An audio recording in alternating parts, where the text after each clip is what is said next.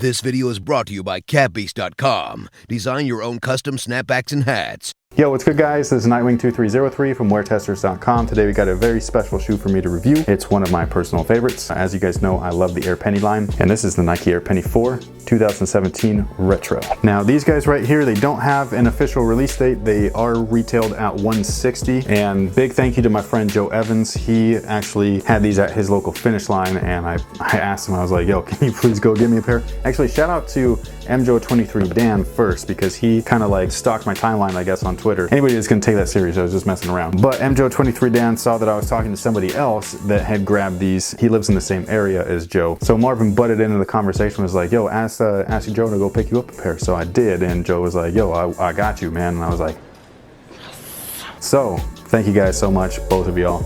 You guys are awesome. But back to these guys. They're $160. They're starting to hit, retailers now, but not everywhere. So just keep up to date with your current local Finish Line or whatever it is. And if you want a pair, hopefully you're able to grab a pair. It will be interesting to see if these guys actually sell well, because the Black and Royal pair are going to be outlet bound soon. So it'll be interesting to see if these actually like follow suit. But this is an original colorway. Penny rarely wore this model on court due to injuries, which was unfortunate, but this was always my favorite looking of the Air Pennies, followed by the Air Penny 2. Now these guys feature a really nice leather upper and then a synthetic nubuck strap. And these guys actually were very close to the Air Jordan 13s, in which the synthetic suede that was the strap at one point. This is not like the original. This is actually a lot cheaper than the original version. But they used to actually wrap the midsole in the same material, which gave it just a really nice premium vibe. Nike's not willing to do that anymore with any of the retro Penny 4s, which is unfortunate. So I feel like it would just kind of like step up the shoe a notch. Something that they've also done is strip the tech down. We do have a Pylon midsole along with the heel air unit, but there is no zoom air unit in the forefoot like there used to be. Honestly, that does piss me off,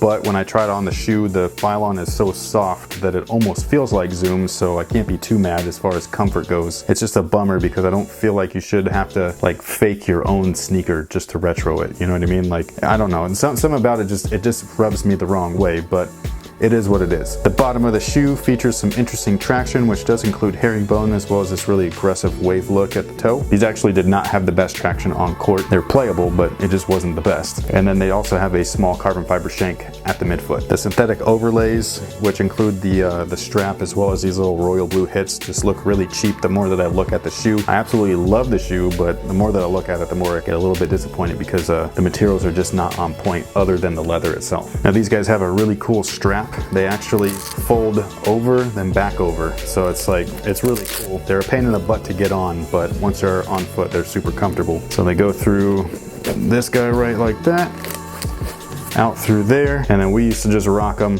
just like this back in the day when we were kids in high school and stuff. A friend of mine actually had this exact pair, and I used to borrow them whenever he'd let me, and they were awesome. But yeah, that's pretty much it. This is the Nike Air Penny 4 for 2017, the retro edition. I totally love these things. Even though these are a little bit cheaper than I would have liked, I still just, visually, I love the shoe, so I can't be super mad. Although I am very disappointed that they took out the air in the forefoot. That to me is something that shouldn't be done, and shame on Nike for doing that. That is not good business. It is not hard to core out that forefoot and place a zoom air unit in there. You guys know it, I know it, everybody else should know it. It's not difficult, just do it, right?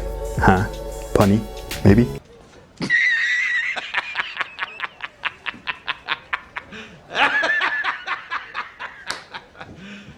You serious? Anyways, let me know what you guys think about these guys down below in the comments section.